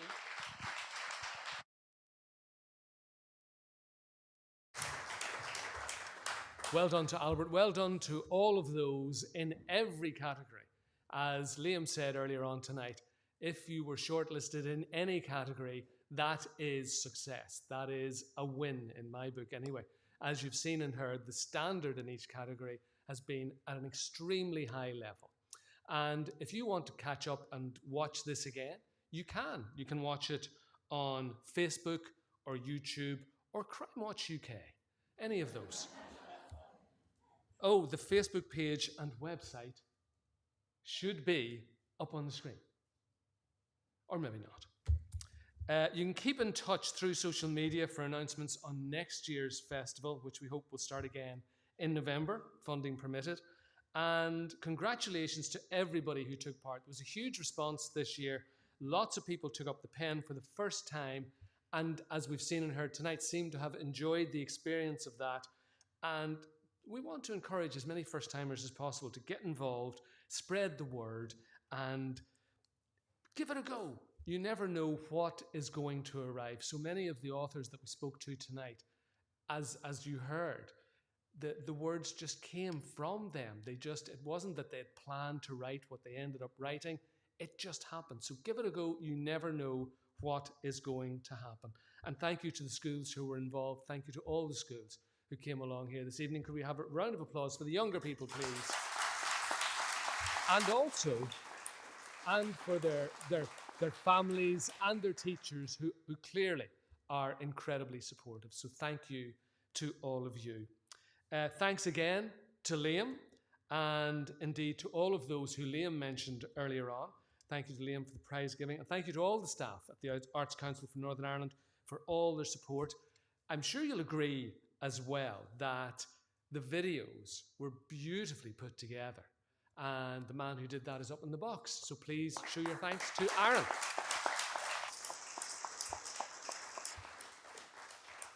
Thank you also to Anthony and the technical team here in the MAC. Thank you to the technical team for making things sound so good. And thank you to Anthony for just being great, that's all. For creating those wonderful songs and for delivering them to us. I think it's been a very special evening. Thank you to Moira for inviting me along. It's been an absolute privilege. I know people like me say that sort of nonsense all the time, but actually it has been an absolute privilege. And I feel the better for having been here tonight, and I hope you do too. Thank you so much for being part of the Waterways Storymaking Festival of 2022. Safe home. Good night.